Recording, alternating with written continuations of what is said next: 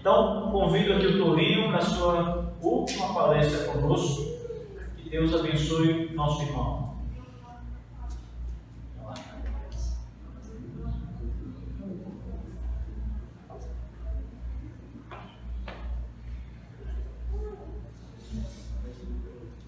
Graças a paz, igreja, mais uma vez. Nós tratamos agora há pouco a respeito da vontade divina. Tratamos também sobre a vontade divina ontem, né?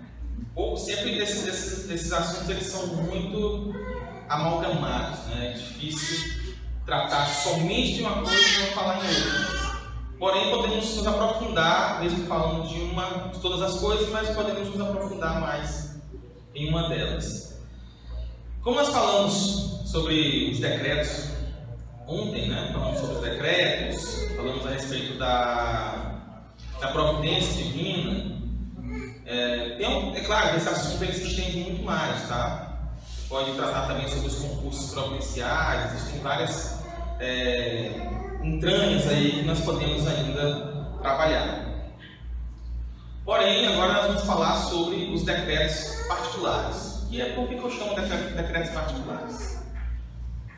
Porque os teólogos reformados, eles dividem a providência divina em pelo menos 2 tipos, mas João Calvino divide em 3. Tá?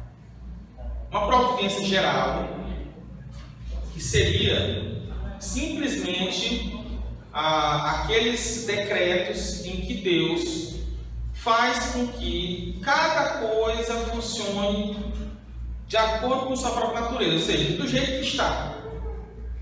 Era aquilo que aconteceria, suponhamos que nós somos criados para poder fazer e agir de determinada forma, e é como se, imaginem que Deus é só um espectador, está só olhando de longe lá. Mais ou menos essa ideia, de que aquilo que acontece naturalmente, então chamamos de providência geral. Então, por exemplo, o Sadraque, Mesaque e Abednego, eles entraram numa fornalha. Naturalmente, esse fogo ele ia queimar. Só que eles 3 não se queimaram. Depois, o rei olhou dali, não gostou, né? Falou assim: não, vamos esquentar mais essa fornalha. E esses caras acham que tem um couro maduro. Vamos esquentar mais um pouco. Dentro da fornalha, se não se queimou, o cara vai mandar aumentar o fogo para ver se queima. Como se, né? Como se aquele fogo não fosse suficiente já. A gente tem umas ideias mesmo que a gente não. Mas é normal. Já fiz um estudo a respeito disso daí, mostrando como as pessoas têm crenças contraditórias, que elas convivem muito bem com isso sem se importar, sabe? Ou seja, na realidade as coisas não parecem ser tão lógicas assim. E aí mandou aumentar, lá não, depois aumenta a fornalha para 7 vezes. Eu quero ver se esses caras não vão se queimar. Os guardas morreram todos. Todo mundo queimado. Os guardas. Sadraque, Mesaque e Abednego não morreram. Ou seja, por uma providência geral, aquele fogo queimou os guardas. Por quê? O que o fogo faz? Queima. É isso que ele faz. Deus só precisa sustentar e mover aquele fogo para que ele seja fogo e faça o que é. Agora, para o fogo não queimar, Sadraque, Mesaque e Abednego, Deus precisou emitir um decreto particular, ou seja, uma ação particular de Deus para fazer com que os acontecimentos não sejam da forma como naturalmente seriam. Ou seja, como nós prevemos que as coisas sejam. Ora, é natural que quem morre seja enterrado. Pronto, é a vida. Quer dizer, a morte. Ou os dois, né? Diz o filósofo que a morte é um momento da vida, né? Então não podemos descartar a morte como sendo parte da vida, né? Mas enfim, filosofias à parte, nós não vemos pessoas ressuscitarem todos os dias, mas nós temos alguns casos na Escritura de homens que ressuscitaram. Ou seja, Deus fez com que não acontecesse da forma como deveria ser. Só que esses decretos nem sempre são milagrosos, nesse sentido mais, vamos dizer assim, espetacular da coisa. Não precisamos ver um cego enxergar, não precisamos ver um aleijado andar, nem alguém botar a mão no fogo e não queimar. Mas o cuidado providencial que Deus tem, especial, com seus eleitos, também são decretos particulares. Por quê? Porque o eleito ele é guiado pelo Espírito Santo, enquanto não eleito não é.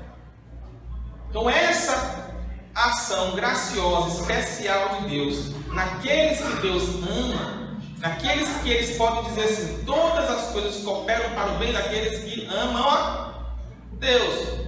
Ou seja, existe um cuidado, uma ação de Deus que é particular em determinadas pessoas, para que, por mais difícil que seja o evento, ele está cooperando, faz parte de um plano para o seu bem. Agora tem momentos que a gente diga assim, não Deus, eu sou para querer obedecer, eu não quero. O negócio tão difícil, né? Mas a forma como Deus escolhe fazer para que os eleitos sejam abençoados são decretos particulares. Existe um versículo na Escritura que Jesus Cristo perdoa pecados. Adiante de um indivíduo, o indivíduo não anda, né? Ele não anda. E ele fala, ó, os teus pecados estão perdoados. E aí, depois disso, eles falam, mas os fariseus religiosos daquele lugar vão perguntar, mas quem és tu para perdoar pecados? Não é somente Deus que pode perdoar pecados. E Jesus Cristo olha para os fariseus de novo e ele diz assim, o que é mais fácil dizer? O que é mais fácil? Dizer os teus pecados estão perdoados? Ou dizer, levanta-te e anda? E o indivíduo começa a andar. Sabe o que a gente aprende nesse texto? Jesus Cristo diz que é mais difícil dizer os teus pecados estão perdoados do que dizer, levanta-te e anda.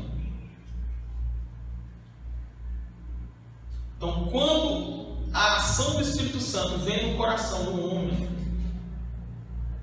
embora os nossos olhos não vejam naquele momento, mas é um milagre maior do que um aleijado voltar a andar.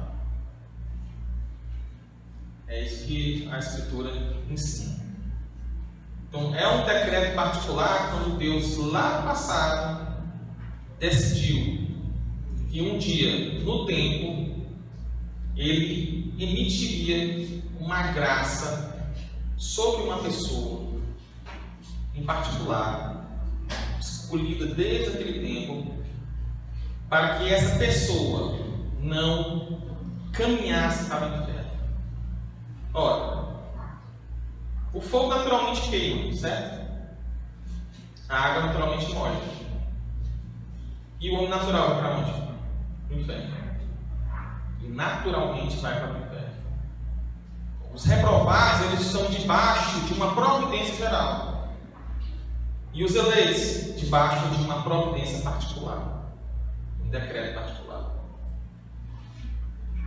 Então, como o decreto de reprovação ele faz parte da providência geral, não há emissão de um decreto positivo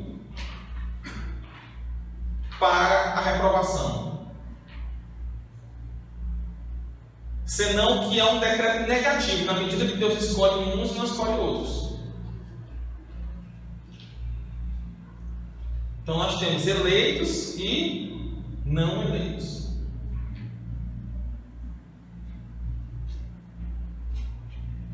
Então nós temos que, na ordem dos decretos, lá na eternidade, vejam bem, na eternidade Deus emite os decretos todos ao mesmo tempo, no mesmo momento. Tempo não tem tempo na eternidade, né? Mas todos no mesmo momento.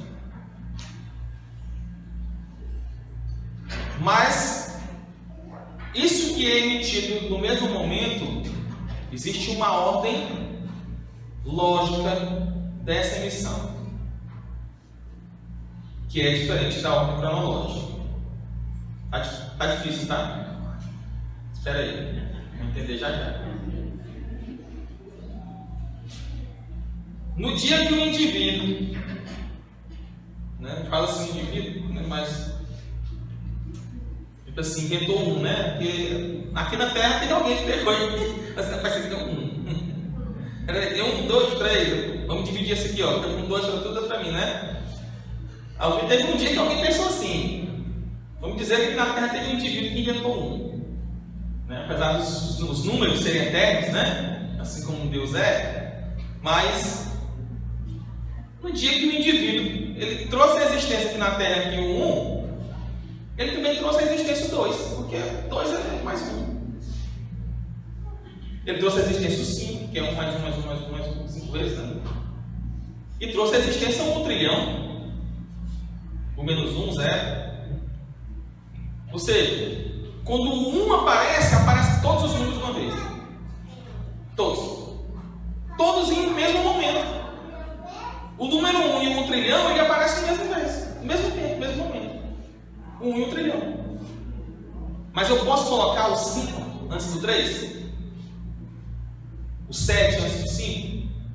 Não. Mesmo que eles existam absolutamente no mesmo momento, eu tenho que falar 1, 2, 3, 4, 5, 6, 7, 8 até o trilhão.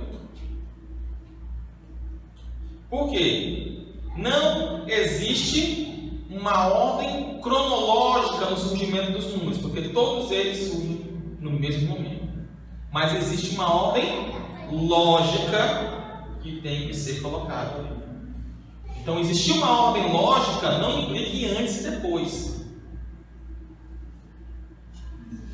Implica tão somente em uma ordem de razão, que ela é antes e depois somente na nossa razão, mas ela não é no tempo. Então, quando nós dizemos que Deus emite todos os decretos de uma vez só, porque para Deus não existe antes e depois,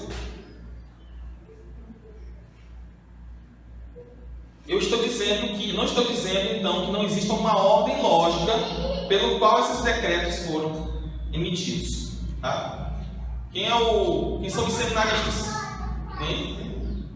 Tem, né? São 2. Olha, ó, vamos para anotar isso aqui, ó, para falar. Os seminaristas. Vai dizer que eu não entreguei nada para o seminarista, né?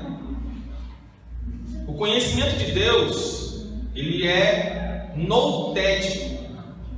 Pode anotar aí, noutético. Significa dizer que o conhecimento de Deus ele é instantâneo. Ele é intuitivo de tal forma que é um vislumbre, um piscar de olhos, tudo ele sabe. Não existe dedução nem inferência. E o conhecimento do homem é dinoutético, porque ele faz inferências, ele faz deduções lógicas. Nós prevemos por estatísticas, por perspectivas, pela experiência anterior acumulada, né? Para Deus não existe isso. Aí é por isso que a emissão dos decretos não pode ser decreto 1, decreto 2, decreto 3, um depois do outro, como se fossem realmente em atos diferentes, E nem pode ser pela previsão de uma coisa que Deus mesmo fez. Porque ele não pode ser posterior a nenhuma ação da criatura. Vejamos então. Deus, primeiramente, ele emite um decreto de criação.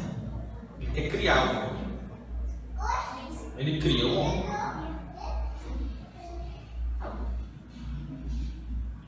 Depois ele emite um decreto de permitir a queda, ou seja, de não impedir a queda.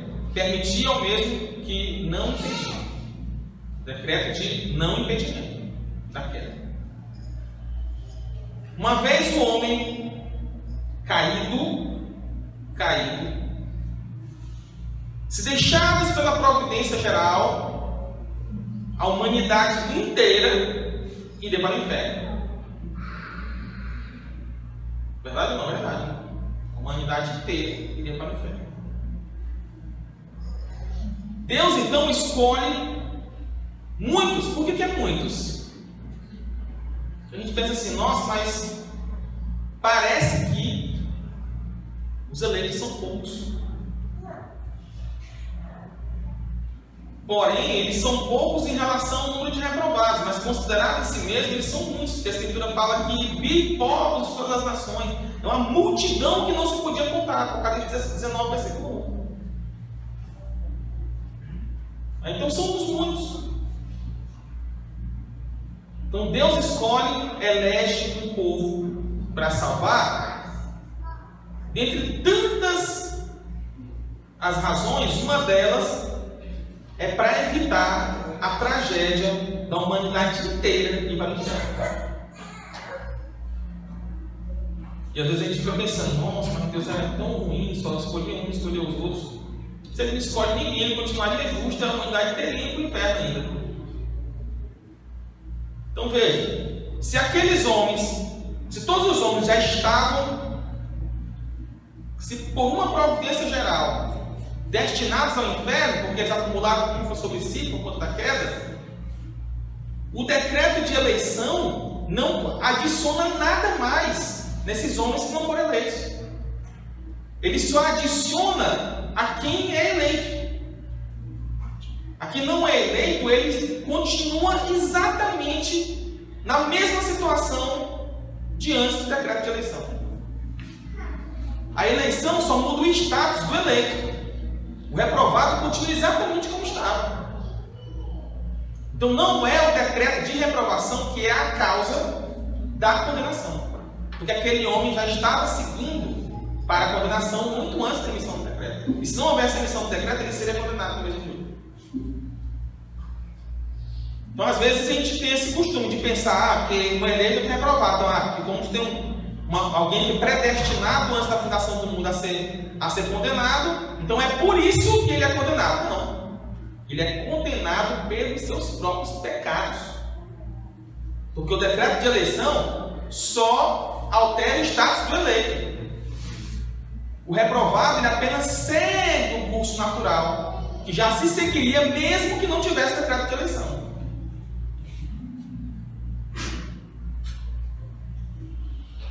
A Escritura conta a parábola. Cadê minha mulher? Cadê?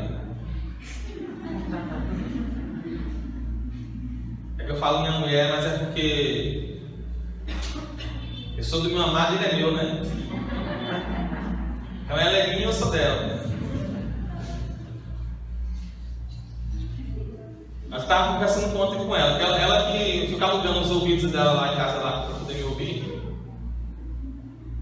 E aí ela sempre faz essa observação, que eu acho engraçado quando eu vou falar dos versículos da Bíblia, e eu falo como se fosse uma história com um caos, né, que aconteceu em casa. Não vou contar assim, as histórias, ela faz essa observação. Mas eu acho que até nisso eu tento clarificar. Eu gosto muito que as coisas sejam bem claras. Mas Jesus Cristo lhe conta uma parábola que o trabalhador ele resolveu contratar uns trabalhadores para trabalhar para ele. E aí Ele prometeu uma quantia de dinheiro para o primeiro. Aí chegou outro. E quando deu o último chegou no finalzinho do expediente já. Trabalhou só uma horinha. Na hora de pagar, aí todo mundo recebeu a mesma quantia de dinheiro. Aí o cara que trabalhou mais, trabalhou o dia inteirinho, se sentiu injustiçado. Falou, mas você está dando todo mundo igual aqui, eu só está dando mais para ele do que para mim. Qual é a resposta de Jesus Cristo? O dinheiro é meu, meu amigo. Não é essa a resposta do trabalho da minha? O dinheiro é meu. O que eu prometi para ti? Que tu ia ganhar o quê? Não, quando acertei com o senhor, eu falei que a gente acertou que por 10 horas você ia me pagar tantos reais, 100 reais, digamos, né? 100 reais. Então, por que eu estou sendo injusto contigo se eu acertei contigo 100 reais? E o que tu tem a ver com aquele outro lá? Meu contrato com ele foi com ele, não foi contigo. Assim é a eleição e reprovação. Aí chega aquele indivíduo que vai dizer, mas quer dizer então que tu deu mais para ele do que para mim. Né? Engraçado é que o reprovado, dificilmente ele pensa isso, mas quando ele pensa, é porque ele não queria ir para o inferno, né? É só por causa disso, né? Porque ele ama a Deus não, sabe? John Edwards fala isso, né? Que a maioria dos ímpios não quer ir para o inferno, quer ir para o céu, mas só que por motivos totalmente diferentes. Então, quem somos nós? Né? Não é apelo do mistério, não. Isso aqui não é apelo do mistério. A questão é que o pai que contrata os trabalhadores, ele faz um trato com cada um. E o trato é dele. Porque o dinheiro é dele. Ele distribui o dinheiro do jeito que ele quiser. Se fosse eu ia fazer assim também. Por que eu tenho a obrigação de distribuir meu dinheiro igualzinho para todo mundo? O dinheiro é meu, eu trabalhei para conseguir, não é assim? A vinha é minha todinha, tudo aqui é meu, tudo é meu. Aí tu vem aqui só para trabalhar. Tu nem ia comer se não fosse por mim. Aí o indivíduo, na hora que recebeu o dinheiro, vai reclamar que não está recebendo tanto que o outro. Olha, mas eu prometi para ti quanto? E o que Deus promete para o homem? Né? Todo aquele que crê será salvo. Mas não fechou a porta para ninguém, não. Mas alguns, ele não comunica, ele dá, vamos dizer assim, que ele dê pouco dinheiro. Dê menos dinheiro, suponhamos, né? Só na linguagem analógica, ou seja, menos graça para uns e mais graças a outros. É o que está na parábola dos trabalhadores da vida. A dispensação do dinheiro, da graça, não está atrelado à quantidade de tempo que você trabalhou, mas sim na liberalidade e na vontade daquele que dá.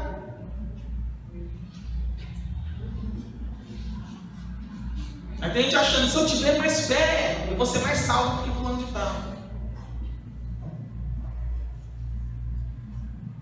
Salvo, não, fui salvo só porque eu tive fé. Não foi salvo porque Deus te deu a fé. Tá?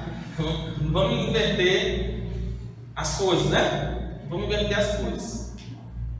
Mas enfim, dado o decreto de criação, decreto de permissão da queda. Desse decreto de permissão da queda, veja bem, permissão da queda, só se permite aquilo que já vai acontecer. Imagina só eu permitir, não, eu permito que tal coisa aconteça, mas não acontece, não precisa permitir, então. Eu só permito uma coisa que eu sei que vai acontecer. Deus, quando criou o homem, ele sabia que ia acontecer. Mas ele poderia impedir, na ordem lógica dos decretos. O segundo decreto, ele poderia impedir a queda de Adão, mas ele não quis impedir. Por quê? Deus não deve nada ao homem. Além disso, Adão nunca pediu ajuda para Deus. Não tem nenhuma parte dessa na Escritura. Ele nunca pediu ajuda para Deus.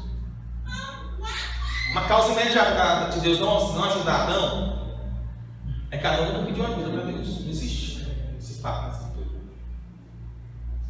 Pelo contrário. Então já se pressupõe. O senhor, pastor Marcos, falou que tinha não sei quantos pecados que um teólogo ele conseguia numerar só na queda de Adão. Foi não, né? Eu acho que ele conseguiu somar 16 ou 17 pecados só ali na queda de Adão. E a Marcos Rocha disse que ele quebrou os 10 mandamentos. Eu não duvido não. E quebrou a cara também, né? Então, né? O negócio foi difícil depois, né? Então, tem gente aí só esperando a hora da morte para procurar Adão para chegar no céu, né? Peraí, cadê? Agora tu vai ver. Mas enfim, entramos nesse estado de queda por conta do pecado adâmico.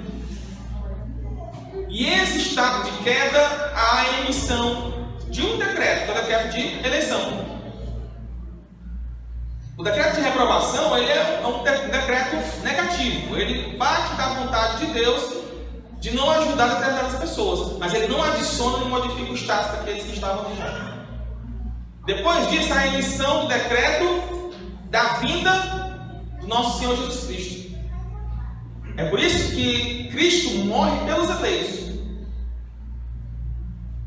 Na ordem lógica dos decretos, Cristo é o mediador. Essa Escritura fala, ele veio para salvar o perdido. É isso que a Escritura fala. Então o decreto, aquele decreto que a Escritura fala assim, que ele morreu antes da fundação do mundo, não tem? Esse decreto, ele é emitido antes da fundação do mundo, que é o ato de emissão dos decretos, após o decreto de eleição, que também é antes da fundação do mundo. Veja, existem vários decretos antes da fundação do mundo, eleitos antes da fundação do mundo, Cristo morre antes da fundação do mundo. Todos esses decretos são emitidos antes da fundação do mundo. Isso é dentro da mente de Deus. E aí existe uma ordem, que aí uma coisa vai chamando a outra. Aí a morte é enviado Jesus Cristo. Depois, decreto da ação, da descida do Espírito Santo, para que haja a comunicação das graças, para salvar aqueles que são os eleitos. Essa graça, ela decorre diretamente da eleição de Cristo. Porque é a morte de Cristo. Cristo morre no nosso lugar, por isso que a gente é salvo, né? Então as graças, elas provêm da morte de Cristo. Então os decretos de emissão de graças têm que vir também depois da morte de Cristo. E o que é graça?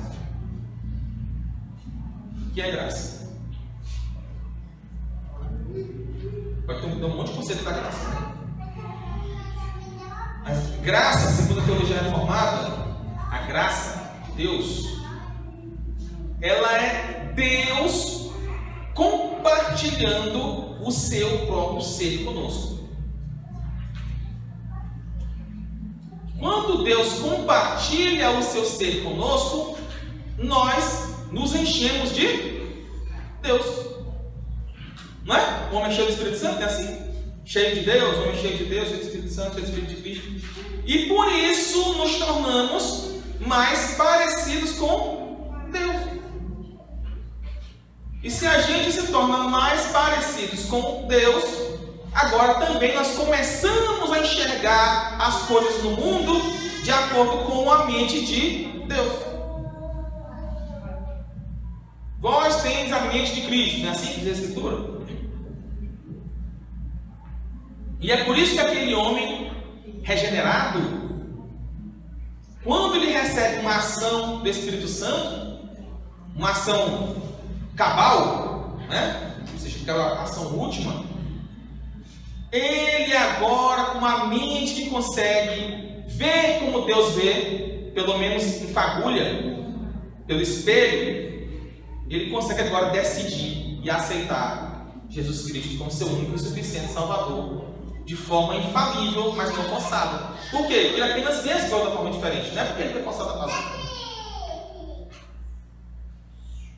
Estou falando agora do decreto de eleição em sua execução, ou seja, quando Deus decide salvar o homem com uma graça irresistível. O homem Adão tinha uma mente totalmente organizada. Tanto cognitivamente, vamos dizer assim, ele pensava muito bem, como ele também tinha acessos aos dons espirituais, a vontades sobrenaturais livre, ou seja, ele tinha um acesso livre a todas as vontades sobrenaturais. Ele poderia querer Deus na hora que ele quisesse, poderia ver Deus, não havia segredos para Adão.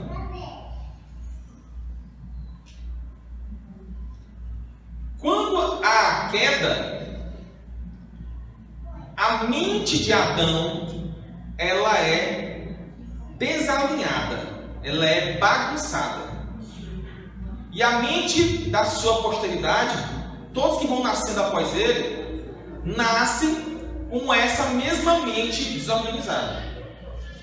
Com esse mesmo problema, não só da inteligência, da sabedoria natural, mas principalmente da sabedoria sobrenatural. Ou seja, o homem agora ele se torna incapaz moralmente de fazer coisas que agradam a Deus, ou seja, tomar decisões no âmbito sobrenatural. Por quê? Porque agora o homem ele julga mal. Quando Paulo ele perseguia os cristãos, ele achava que aquilo era bom. Ele achava que aquilo que ele estava fazendo era muito bom. Depois que ele vai dar o testemunho dele de arrependimento, ele fala que naquele tempo eu era ignorante, por isso que eu fazia coisas erradas. Então o homem no estado de pecado, ele vê bens aparentes.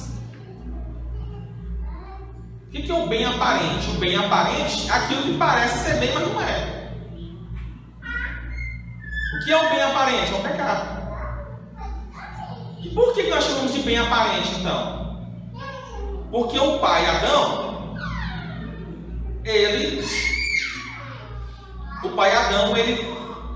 enxergava bens verdadeiros. E o homem foi feito, como o homem foi feito na sua constituição para glorificar a Deus, para querer o bem. Então, quando ele cai, ainda permanece nele essa vontade de querer o bem. Só que agora ele julga mal. E tem coisas que são ruins que ele julga como bom, aí ele quer aquilo. Então veja.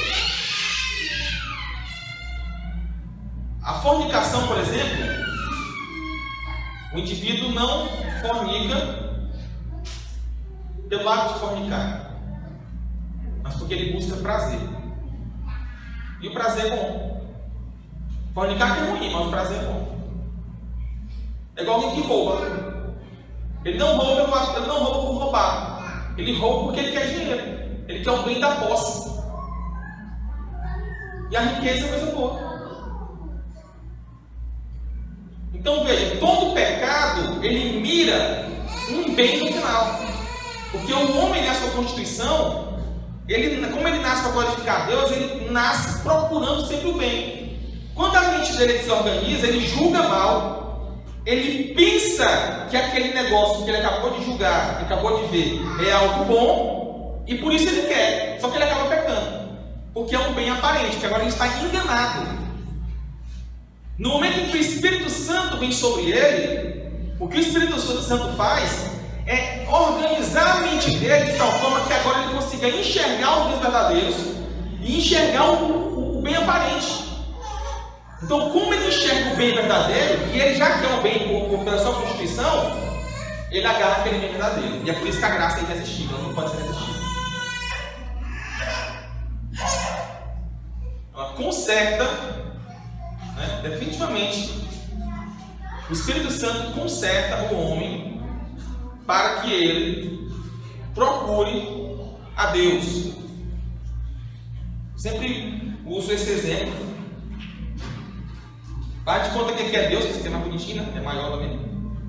E esse aqui é você. Aqui no meio tem um pecado. Mas aqui é como se fosse um ferro e aqui um ímã. As duas coisas vão se colar aqui, vão se atrair. Mas tem um obstáculo aqui no meio. Ó. Tem um obstáculo aqui no meio. O que o Espírito Santo faz quando regenera o homem é fazer isso. Ó. Ele retira o pecado daqui do meio. Ele retira o reino do pecado original que está em você. Quando ele retira aquilo, é como um ferro em imã. Se atrai e se cola um no outro. Então esse decreto de predestinação, ele não anula a livre vontade humana justamente por isso. Porque ela faz a livre vontade se comportar e agir do modo como ela foi feita para agir. Nós somos feitos para fazer o bem, para escolher o bem. E o bem nos é atrativo, o mal não. Mas quando o mal tem aparência de bem, ele atrai. Por isso que o diabo vem disfarçado de anjo de luz, como diz as pessoas, né? O diabo vem disfarçado de anjo de luz. Porque aparentemente o anjo de luz é algo muito bom, isso nos atrai, a beleza nos atrai. Então o pecado ele sempre vem escamoteado, disfarçado de algo bom, justamente porque o ser humano quer o que é bom, e nós somos criados para isso. Agora, o Espírito Santo ele nos dá uma mente para que a gente reconheça qual é o bem verdadeiro. Na hora que a gente reconhece o bem verdadeiro, naturalmente, pela nova mente que nós temos, nós vamos desejar aquilo. Que ninguém deseja exatamente, necessariamente que é ruim. Ninguém deseja. Aquilo que é ruim de fato, nós não desejamos. Basta você colocar um prato com picanha e a melhor comida que tem ali, e colocar um prato do outro lado com excrementos. Nossa, a pessoa fica doente, mesmo, muito doente da cabeça, né? Que aí não se pode confiar no tipo de julgamento mesmo. Vai escolher o prato com excremento, vai escolher aquilo que é bom. Por quê? Porque nós naturalmente nos atraímos pelo que é bom. E Deus é bom? Deus é a própria bondade. É por isso que a ação do Espírito Santo sobre nós nos leva infalivelmente para Deus, porque nós já queremos o bem. Aí o Espírito Santo, olha só, agora com a ação do Espírito Santo, você julga melhor, você tem as escamas tiradas, você consegue agora ver melhor, e aí a Escritura diz que se o Filho vos libertar, verdadeiramente sereis livres. E aí o indivíduo vem dizer que a predestinação é um livre-arbítrio. Como é que um negócio desse? Se eu julgo melhor, se eu vejo melhor, e se agora eu escolho melhor, como é que eu não sou livre? Eu sou menos livre que antes. Tem um negócio estranho aí? Tem. Então a predestinação não anula o livre-arbítrio, ela estabelece o livre-arbítrio. Ela faz com que o homem agora pense, faça e aja corretamente. E ele vai agir por necessidade. Pela necessidade de sua nova natureza. Assim como o depravado, ele age por necessidade de sua natureza, mas o homem regenerado age pela sua nova natureza, pela necessidade de sua nova natureza, para procurar aquilo que é bom diante de Deus. Tá? Então, os decretos particulares, basicamente eu foquei nessa questão da eleição e reprovação. Mas como eu falei anteriormente, os milagres estão debaixo dos decretos particulares. E também o cuidado providencial que Deus tem com o homem eleito. Veja bem, com o homem eleito. O homem eleito tem mais cuidado do que o homem ímpio. Embora às vezes pareça que não, mas sim. O homem eleito, às vezes, ele está debaixo de castigo, né? Porque Deus, ele disciplina os filhos que amam. Às vezes o sofrimento, ele é o meio do eleito ser salvo. E tem gente que se ganhar um pouquinho, já começa a fazer um monte de coisa errada. O que tem de homens, mulheres também, né? Mas os pecados são, em geral, são diferentes entre homens e mulheres, que se pensam diferente, necessidade diferente. Mas o que tem de homem que não vai toda semana no prostíbulo porque não tem dinheiro, não está escrito. Você tem que ter dinheiro. Aí imagina, se Deus dá, o que acontece? Mas se perder, é pro inferno. Melhor é sem, né? Melhor sem. Eu falo de dinheiro porque vamos ser reais. A vida financeira é um negócio que traz um monte de problema, né? Mas pode ser saúde, pode ser infinidade de coisas aí. Tem um ditado que diz o seguinte: que o menino chegou para o pastor, né? Aí falou assim: pastor, dinheiro é coisa do diabo. Aí o pastor falou assim: meu filho, se dinheiro é coisa do diabo, não sei não, mas quer ver o diabo? Fique sem dinheiro, tá vendo? No instante acabou com o meu cabelo aqui já pulando na frente deles. Pessoal, agradeço, tá? Muito obrigado, agradeço bastante ao pastor Marcos Paixão. Já falei quando comecei as palestras, estava muito feliz de estar aqui, realmente estou. Foi realmente, para mim, foi bom em todos os sentidos, né? Mas espiritualmente para mim foi muito bom. Eu saí daqui renovado, porque quando eu falo eu também aprendo. Gostei das perguntas aí, pessoal muito inteligente aqui na igreja. Muito inteligente, vocês estão sendo muito bem ensinados. Eu já fui num lugar aí que Jesus só misericórdia. Mas aqui fiquei impressionado. O pessoal está acompanhando mesmo, o pessoal entende o que eu falo. Não estou falando para as paredes, graças a Deus. Graças a Deus não estou falando para as paredes. Mas muito obrigado, pessoal. Deus abençoe a todos aí, pastor. Aliás, agora é a parte das perguntas, né? Eita, agora é aquela parte que me coloca na parede. Pessoal, quem tiver perguntas, podem fazer as perguntas agora.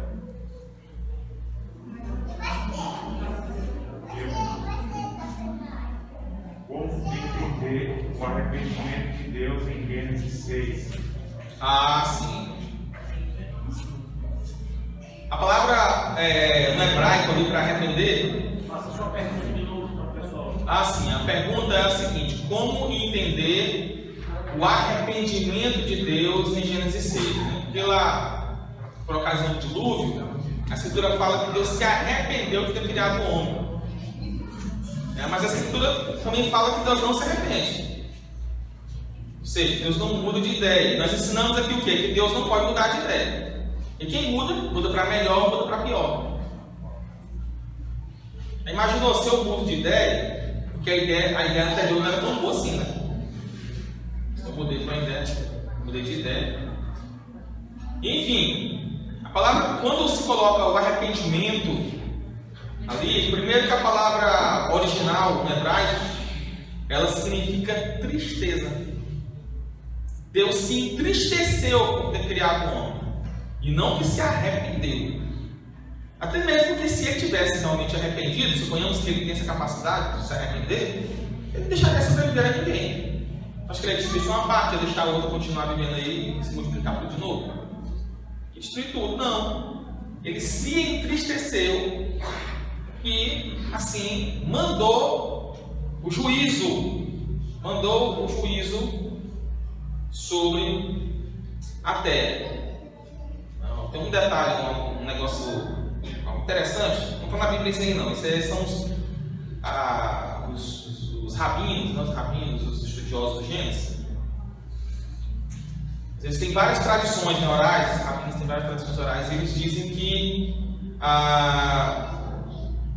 dada a bondade de Deus, Noé, ele construiu a arca, mas achando que Deus não iria realmente matar a humanidade inteira.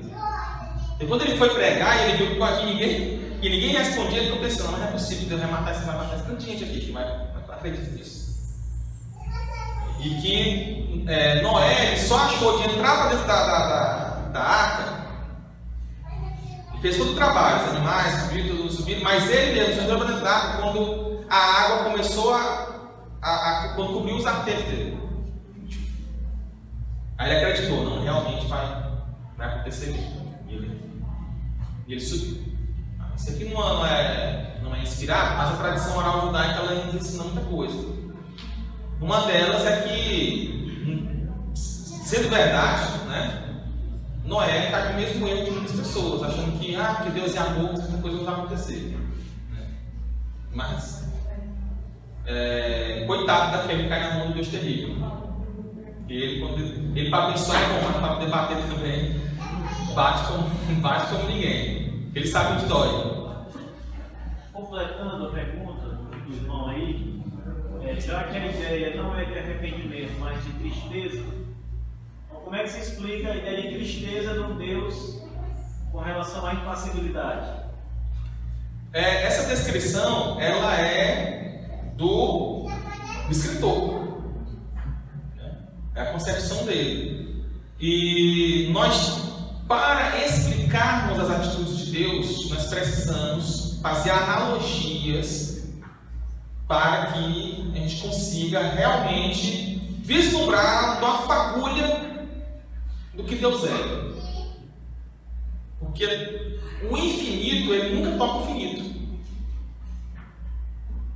O infinito, ele não é a soma de vários infinitos. Ele é ontológico, ele é outra natureza. Ele é outra coisa. É igual você pegar uma formiga e um ser humano. Você pode juntar um monte de formiga, um trilhão de formiga do todo dia do mundo. Ela não vai dar um homem. Não vai ter a inteligência de um homem, não vai ter nada, vai ser um homem. Porque não é a quantidade, o homem não é uma quantidade de partes menores somadas até dar ele, não é isso. Nós somos ontologicamente diferentes. Assim também é Deus. Deus é ontologicamente totalmente diferente. Então, como ele é totalmente separado, para a gente entender o que está aqui, e daqui para cá, daqui para lá, nós precisamos fazer analogias. É por isso que Cristo falava por parábolas. O reino dos céus é semelhante a assim, assado. Sempre falado por analogias. Então, quando se fala de tristeza, de amor, de ódio, de raiva, arrependimento, são analogias, o que é chamado de antropopatia. Ou seja, é o ser humano colocando emoções em Deus, mas como um sinal, ou seja, algo que signifique, represente aquela atitude naquele momento. Porque o ser humano é o seguinte, ele vê o dilúvio caindo. Então a descrição é, Deus está irado. Por quê? Porque é o que ele acha que ele sentiria. Deus está irado.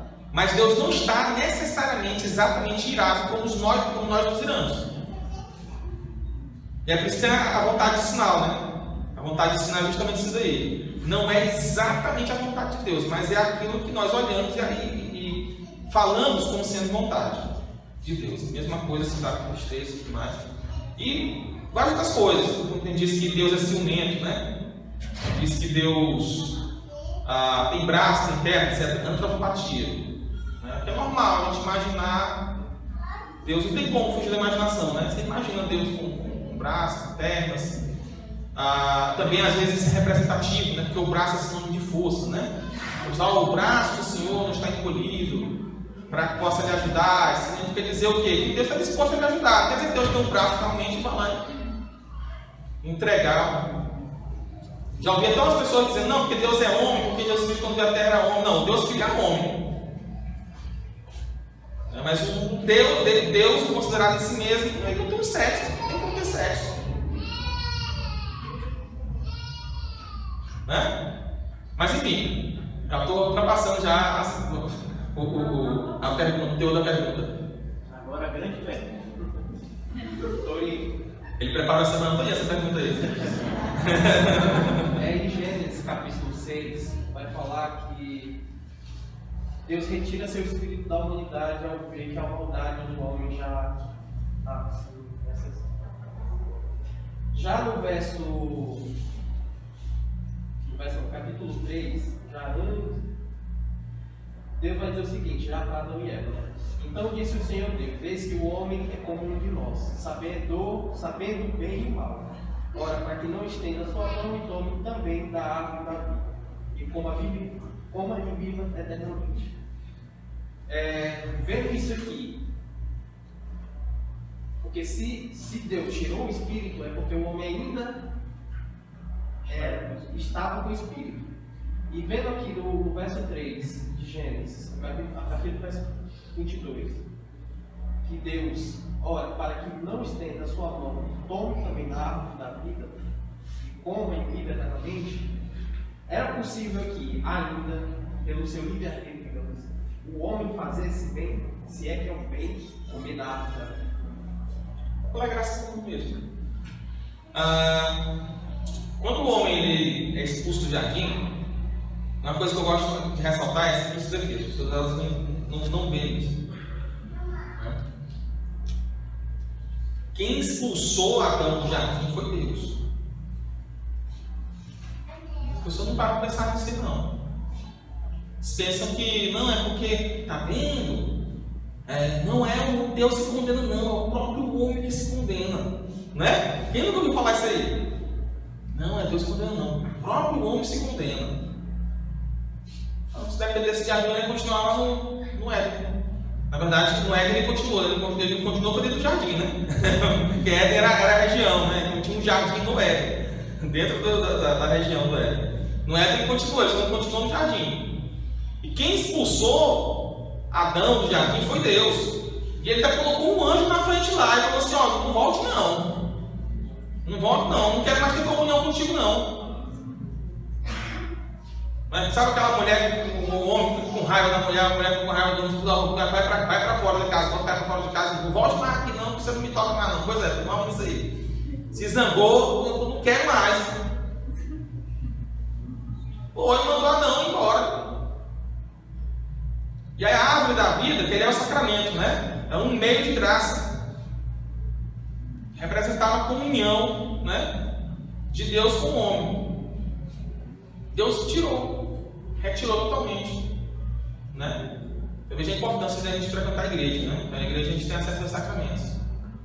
Né? Esse negócio de eu sou a igreja não está fala muito não. Enfim, depois que o homem sai do jardim, a escritura fala que Deus deixa realmente o homem seguir seu caminho. Só que para nós aqui, o homem jamais consegue atualizar toda a sua maldade. Porque se ele fizer isso, ele se destrói, todo mundo se acaba. Convenhamos que nem todos nós somos unidos na vida. Mesmo homens que são ímpios, que não são ateus, que não creem em Deus mesmo, eles são pessoas sociáveis, podem ser pessoas sociáveis, que têm um certo pudor, são pessoas honestas, podem negociar com ele e tudo mais, não vai sair matando qualquer um. Né? Mas isso por quê? Porque existe uma graça comum sobre todas as pessoas, que Deus freia aquela maldade. E Deus, quando quer julgar uma nação, ele retira essa graça comum e deixa aquela própria nação ser destruída. Então, Deus quer julgar um homem, por exemplo, Faraó. Quando fala que Faraó, Deus endureceu o coração do Faraó. Como foi que Deus fez isso? Ele retirou a porção do seu espírito que parava o Faraó. Porque o que é a graça? A graça é Deus comunicando Ele mesmo a nós, não é isso? Então, quando se fala o Espírito de Deus ali, é Deus mesmo se comunicando com o homem. Né? Então, Ele retira. Quando Ele retira, o coração endurece. Por quê? Porque naturalmente o Faraó já é duro. Inclusive, isso está dito no próprio Êxodo. Né? Assim que começa o Êxodo, fala assim: ó, entrou um Faraó novo que não conhecia José. Aí ele já fala que o Faraó já totalmente diferente, é um homem mau. E as pessoas ficam procurando um modo de Deus, como se Deus tivesse que infundir maldade naquele homem ali para endurecer ele. Não. Deus só precisava deixar que aquele homem, entregar aquele homem só para a maldade. Isso aí é endurecer. João Calvino vai dizer o seguinte: Faraó foi endurecido quando não foi amolecido. Pronto. Né? E esses homens, o que Deus fez? Deus primeiro entrega a esses homens as suas próprias maldades. Esses homens, quando são entregues a si mesmos, eles fazem com mais vontade a maldade que está no coração deles. Eles começam a fazer isso sem arrependimento, é o que é chamado de mente cauterizada. Quando o homem começa a fazer isso, com mais vontade ele faz o mal, maior é a culpa. E assim também maior o juízo. Então o meio de Deus julgar o homem pecador é entregando ele ao pecado. Porque quando entrega ele ao pecado, ele comete mais pecado, acumula-se a culpa e o juízo é justo. Né? Deus não condena a pessoa se não tiver pecado. Tem pecado. Desce o juízo. A vara, né? Vamos dizer, a vara é para o filho, né? A vara, mas serve também. A vara é para o filho, a vara é para os eleitos. O ímpio é. Esse aí eu não sei o que eu digo, não, mas esse daí vai. Tá ruim, tá ruim. Mas tá ruim pra gente que é eleito, imagina, né? Eu respondi a pergunta. Respondeu. Agora só mais um. Eu te falei que ele passou a semana toda só. Mas não tem Bíblia, não. Sobre a determinação divina. A gente sabe que os opositores, né, gostam de chamar a gente de fatalista. Sim. Aí eu queria que tu explicasse o que é o fatalismo. E diferenciasse, fizesse uma defesa até, né? Explicasse melhor. O fatalismo tem duas definições de fatalismo, tá? As duas são corretas, mas dentro dos calvinistas é natural se abordar apenas uma e deixar algo de lado, justamente porque a maioria também não sabe explicar como se dá a outra. A primeira tipo de fatalismo seria aquela necessidade que é gerada por um destino cego. Então você tem, por exemplo, o movimento dos astros. Então você tem, por exemplo, sei lá, tipo Cavaleiro do Zodíaco. A casa assim, não, você nasceu debaixo de uma estrela. E essa estrela determinou o seu destino. E aí você é guiado fatalmente a um destino por um destino cego. Por mais que você tente fugir daquilo dali, é aquilo que vai acontecer, é seu destino. Isso é fatalismo. Porém, suponhamos que o destino não é cego. Existe um Deus que de fato determina todas as coisas, só que nessa determinação ele anule a natureza da causa segunda. Então isso também é fatalismo. E por que nós não somos fatalistas? Porque a determinação divina, ao invés de nos anular, ela faz nos estabelecer. Além disso, ela não retira o nosso poder inerente de fazer o contrário.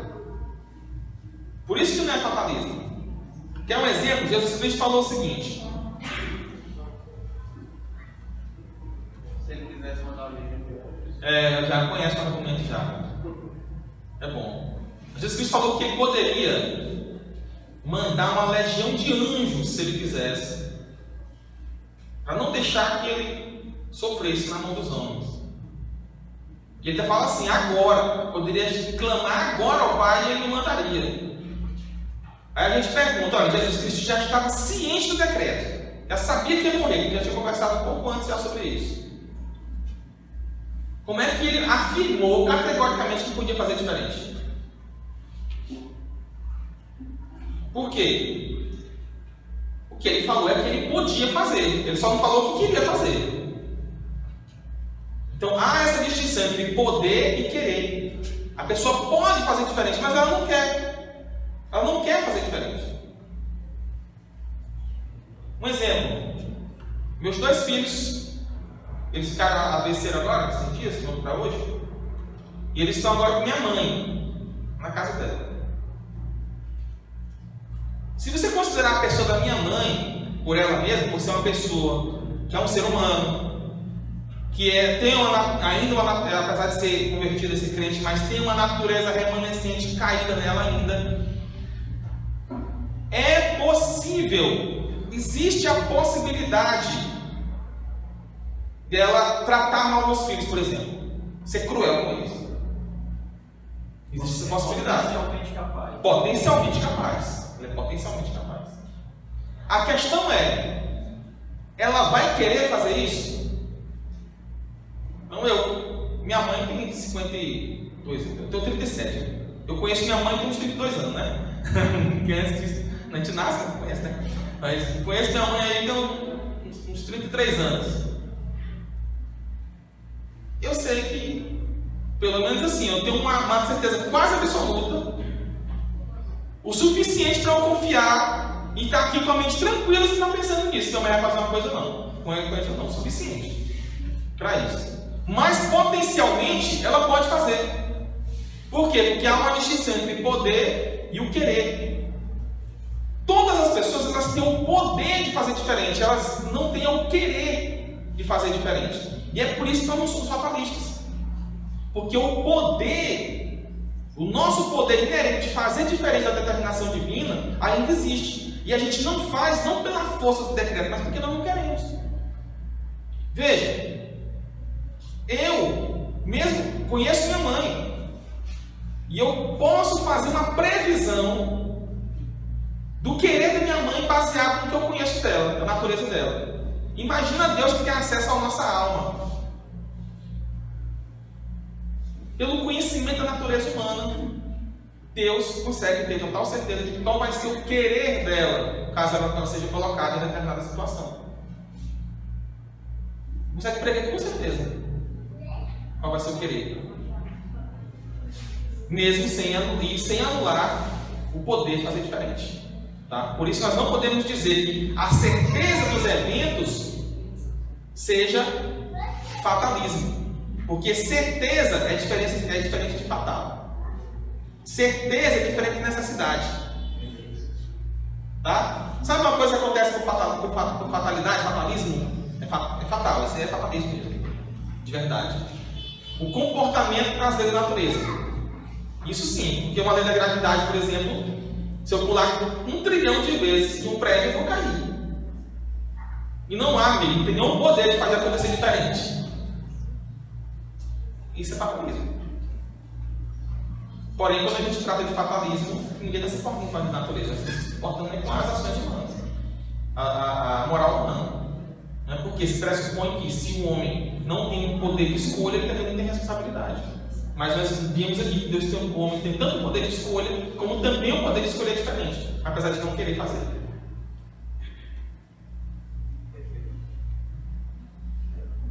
Opa! Quando você falou lá dos decretos que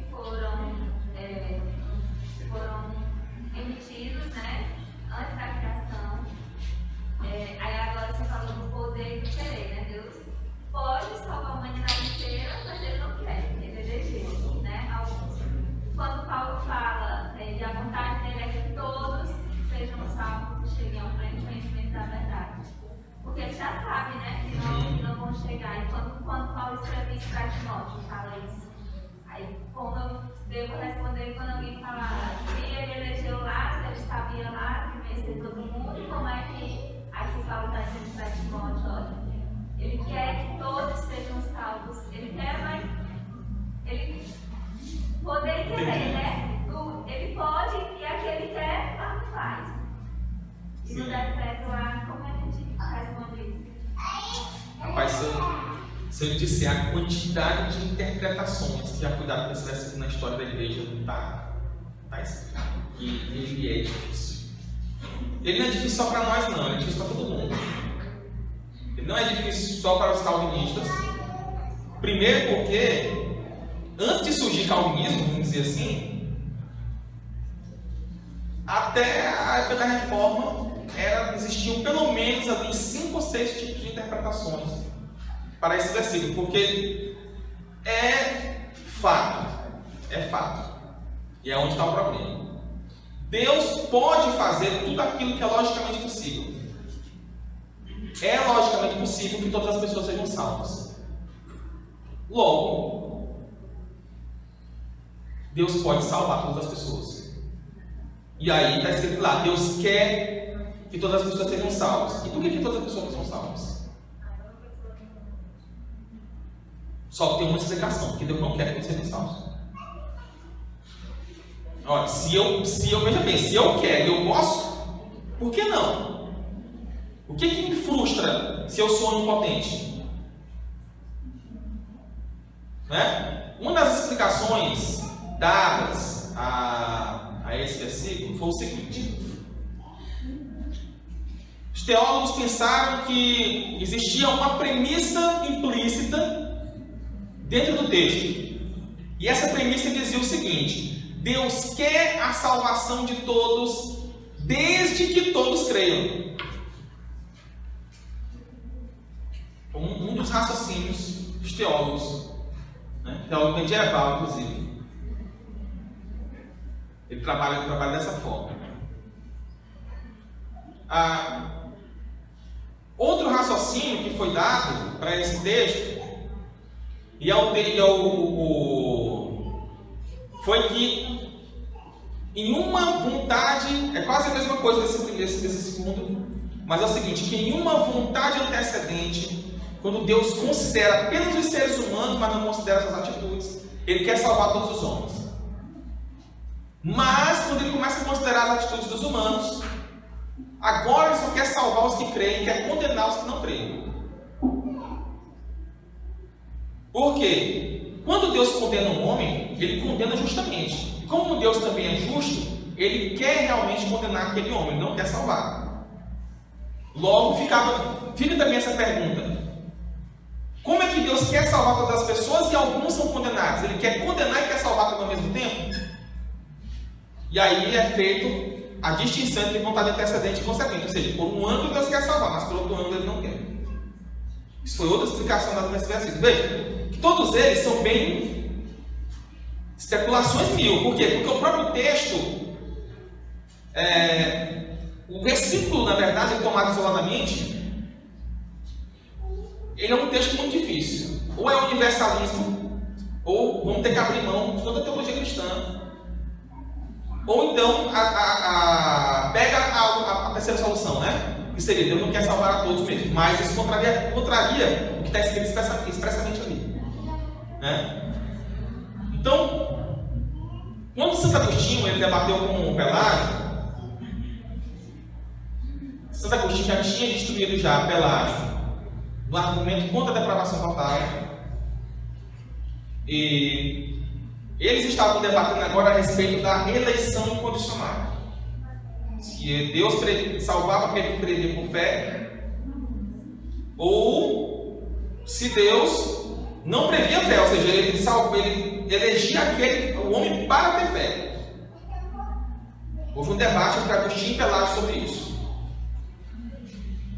Então, quando Agostinho derrotou Pelágio nos argumentos dos textos sobre predestinação, Pelágio se segurou nesse texto, 1 Timóteo 2,4. Então ele disse o seguinte: está vendo? Deus quer salvar todas as pessoas. Logo, se Deus quer salvar todas as pessoas, Ele tem que derramar graça sobre todas as pessoas.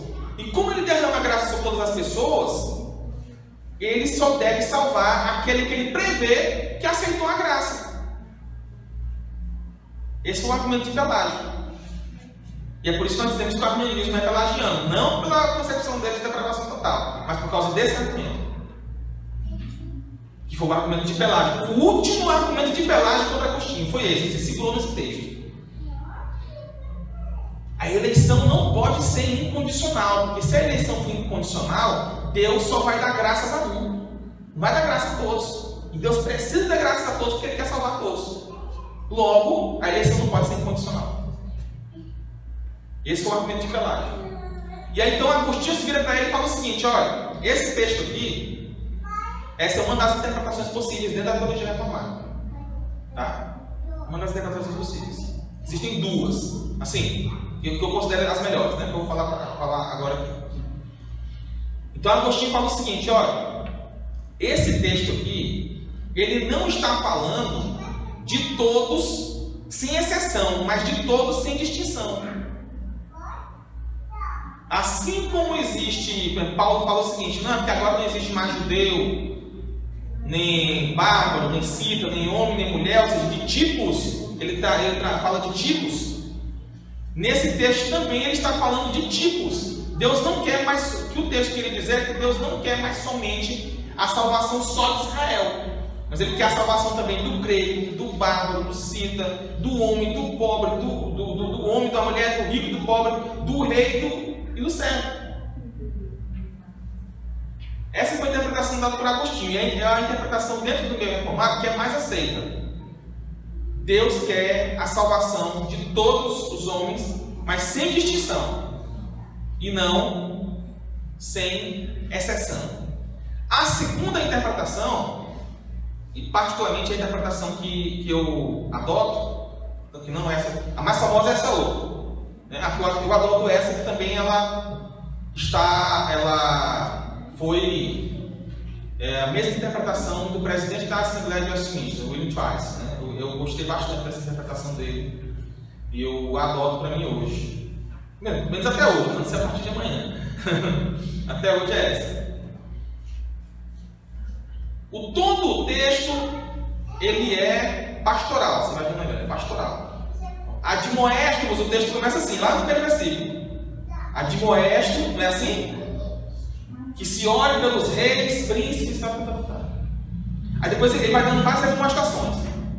Passa esse versículo, que é o 4, e depois ele continua dando admoestações. Inclusive ele fala das mulheres, das senhoras, vai falando de várias admoestações. O texto, ele inteiro, ele é um texto preceitual. Ele fala de uma vontade de preceito. É uma vontade de sinal. É uma vontade de preceito. Quando eu vou evangelizar, eu tenho que ter em mente que aquele que eu tenho que querer que aquele que eu estou pregando seja salvo.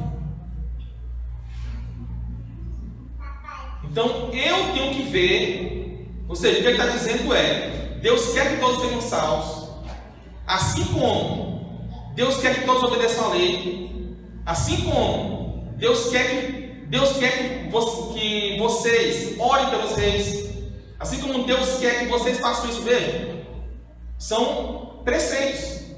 Quando ele fala admoeste-vos que vocês orem pelos reis, o que ele está dizendo? Deus quer que vocês orem pelos reis. E são preceitos, não decreto. Olha, Deus quer que na igreja vocês se comportem assim. E aí ele vai dizer, Deus quer que todos os homens sejam salvos. Preceitualmente. Ou seja, quando eu vou pregar, eu tenho que ter em mente que todas as pessoas, que Deus quer que todas aquelas pessoas sejam salvas. Ou seja, que eu pregue querendo que todas aquelas pessoas sejam salvas. E a admoestação, isso é tão importante, que o preceito, quando eu prego para alguém, e aquela pessoa ouve o evangelho, aquela pessoa também recebe uma graça, nem que seja para rejeitá-la. Porque a palavra emitida, exposta da Escritura, ela é um meio de graça. E aquela pessoa, ela é realmente chamada. Ela é realmente chamada. Alguns são chamados só pelos ouvidos, outros são chamados pelo coração. Aqueles que recebem realmente esse chamado, mas o chamado que é feito para aquele que não é chamado pelo coração, ele também é um chamado verdadeiro. Por exemplo, quando o texto diz: vinde a mim todos. Isso. Vinde a mim todos. É um texto preceitual. Está chamando de verdade. Né? Está chamando de verdade. A questão é: aqueles que vêm são aqueles que são atraídos, são trazidos pelo Pai. Vamos ver que Jesus Cristo fala: vinde a mim todos. Mas quem vem são aqueles que o Pai traz. Né? É João 6, né? João 6 vai trabalhar. João 6 é um espetáculo nessa parte aí. O Calvino não vai debater com Pires, ele só debate baseado em João 6. Ele faz uma exegese completa do capítulo 6 de João. Muito boa essa parte.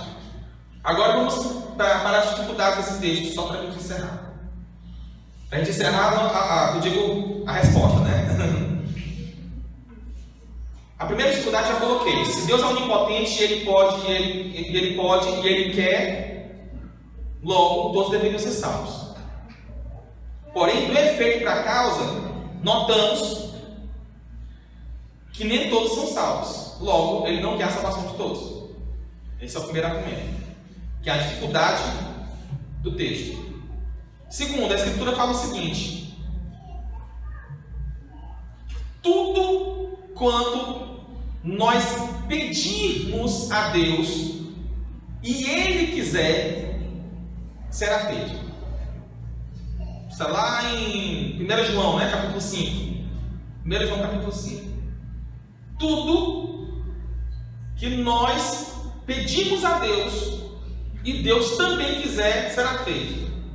A igreja ora para que o mundo inteiro seja salvo.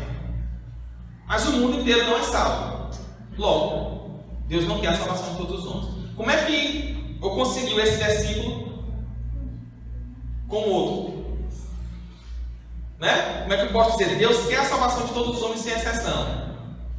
Deus faz tudo aquilo que é de sua vontade em concordância com a oração do homem. É isso que o texto fala, né? Lá de 1 João. Então, quando nós orássemos, todas as pessoas deveriam ser salvas. Mas isso não acontece. Logo, são razões para pensar que aquele texto, que todos ali, ou trata de sem distinção, ou seja, não sem exceção, mas sem distinção, ou apenas de uma ordem, de um preceito, de que Deus quer que todas as pessoas sejam salvas. Muito se encaminha para isso. Segundo, todos os textos na Escritura que trabalham a respeito da vontade universal salvífica sempre tratam da vontade salvífica após a vinda de Jesus, nunca antes. Basta ver, a luz que vinda ao mundo ilumina todos os homens. Paulo lá em Romanos capítulo 8, né? Ele vai dizer que o mistério agora vindo ao mundo foi esclarecido. Ou seja, porque antes era velado mesmo, era velado, agora ele se revelou para o mundo, mas pela ocasião da morte dele. Então, mesmo que a gente, vamos dizer assim, conceda que sejam todos os homens, não são todos os homens desde a posteridade de Adão. É somente depois da vinda de Cristo. Né? Isso se a gente ainda pensar que são todos os homens, e não são, né? Isso não pode se tratar da nossa vontade, ou pode ser as duas coisas, né? Visto por ambos diferentes, da distinção e não de exceção. Pessoal, mais alguma pergunta? Quem é predestinado, ele pode ser salvo mesmo sem ouvir a palavra? Só se for. Não, pode acontecer assim, um bebê, né? Um bebê, um incapaz, né? Ele pode ser salvo sem ter ouvido com os ouvidos, mas com o coração ele vai ouvir. Deus tem acesso à alma daquele homem, seja ele um bebê ou um incapaz.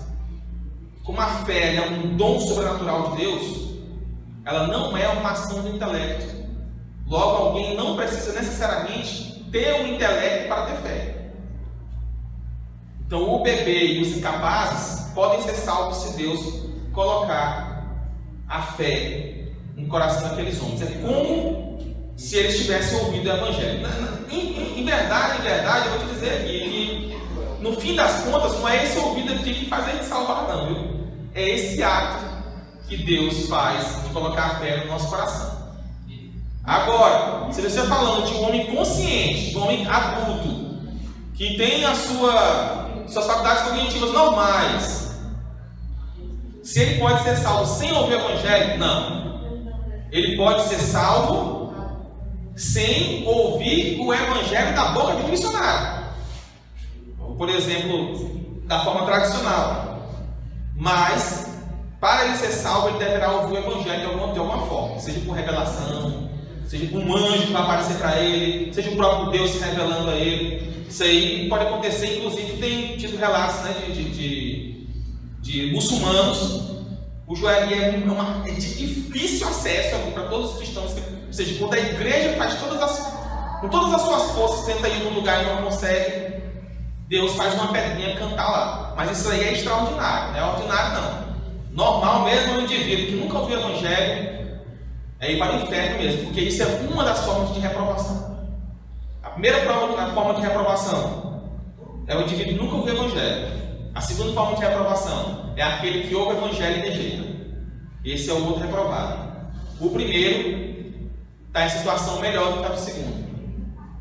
Porque eu não sei, mas é o que a Escritura diz. É pior, aquele que nunca ouve e é condenado, ele está em situação melhor do que aquele que já ouviu e rejeitou. Foi dado mais para quem rejeitou. Isso, justamente. Fica bem claro ali na crucificação de Cristo, né? Quando ele estava entre os dois malfeitores, né? Um reconheceu o Cristo e o outro ainda blasfemava perante a morte ali, né? Sim, Deus elegeu um, decidiu salvar um, e o outro decidiu que não ia dar a graça a ele. Mas veja, ele não é. O indivíduo era ladrão e era mal mesmo. Entendeu? Então, não foi a reprovação que fez ele se condenar, não. Foi porque o pecado trouxe culpa sobre ele e Deus o condenou. Tá? Deus o condenou. Vitorino, falou aí sobre a questão dos bebês, né? Que terão a graça, né? De ser salvo. Nesse caso dele, me lembrou de João Batista. Não sei se vai se enquadrar, mas se não se enquadrar, que ele pulou de alegria naquele momento. Sim. Que ele teve que Isabel e Maria tiveram. Sim, a Escritura fala que Jeremias foi chamado desde o ventre, né? Paulo também foi chamado desde o ventre. Então, tem essa questão de que Deus, ele, desde o ventre, ele vai chamando as pessoas. A eleição se manifesta desde o ventre. Tá? Então, cuidado com o providencial de Deus. Acerca das crianças e dos incapazes citados anteriormente, é possível se dizer que todos eles são eleitos? Olha, a teologia reformada, ela não tem uma posição definitiva sobre isso. Tá? É possível? É possível. Se Deus quiser, salva. Né? Enfim, Deus quer. Aí, meu amigo, a gente tem discussão, né? Se Ele quiser salvar, Ele salva. Porém, a Escritura, ela mostra alguns eventos que podem falar ao contrário disso. Por exemplo, quando Deus julgou a nação de Canaã, os cananeus, né? Ele mandou matar as crianças também. Foi fruto do julgamento deles. Elas entraram debaixo de juízo. No dilúvio também as crianças não foram poupadas, não. Nem Sodoma e Gomorra também. As crianças também não foram poupadas. Elas entraram debaixo de juízo, assim como todos os outros. Né? Então, isso é o argumento a favor. Né? Agora, o argumento contra, né, que Jesus Cristo de fato falou que vinde a mim, pode deixar vir a mim as minhas criancinhas, porque delas são reino dos céus. Né? Então, existem argumentos a favor e contra, né? Não existe uma posição definitiva, não. Para o teólogo reformado, isso aí é aberto. Você pode tanto crer num como crer no outro. Talvez a melhor maneira seja dizer que Deus vai salvar os eleitos. Né? Deus vai salvar os eleitos. Se todas as crianças são eleitas, aí discute se for, né?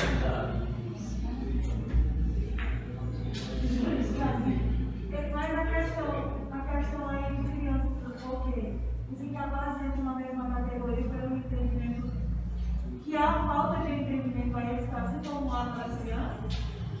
Não. Assim, eles entram na mesma questão. Eles podem ser eleitos como podem não ser eleitos. Porque a ignorância, ela não justifica o homem. O que justifica o homem é a fé. Não, porque você citou textos aí que fala diretamente das crianças. Sim. Mas dos incapazes. É porque a Escritura, ela realmente não trata dos incapazes, né? A gente fala por analogia, né? Então, como uma criança, ela não tem noções, né? De razão, ela não tem razão ainda. O incapaz também não tem razão, logo a gente faz aquela, né? Essa analogia. Esse argumento é um argumento longo, sabe? Porque se eu digo, por exemplo, que todos os incapazes, todas as crianças são necessariamente salvas, né? Você vai perguntar o motivo disso. Por que você acha isso? E aí, se você achar que é a ignorância, aí você pode, isso abre brecha para que também todos os ignorantes do mundo sejam salvos. Todos que não ouviram o Evangelho. Né? Então, é um negócio muito sensível. É um ponto difícil da teologia. Quem imagina só, se todos os ignorantes são salvos, eu vou fazer o que lá pregando? O que foi a vida dos mártires aí para pregar o Evangelho? É melhor deixar o indivíduo sem saber mesmo que ser salvo. Né? Outra coisa também, a igreja também, a teologia também, a escritura já se falaram grandes homens de Deus a respeito disso, homens que foram movidos pelo Espírito Santo também, que alguns já disseram, e eu acho que é um ponto interessante, que a Escritura não revela de forma taxativa a questão da salvação do infante, porque poderia ser que nos tempos difíceis os pais quisessem assassinar os próprios filhos para mandarem direto do céu, que era melhor do que seu filho na terra. Então, para Deus, para que não, por causa da dureza e da ignorância do coração humano, não revelou isso na Escritura. Pode acontecer, poderia acontecer. Então, a incerteza de que seu filho pequeno vai ser salvo ou não, ela é importante para que para não dar lugar à maldade humana em termos de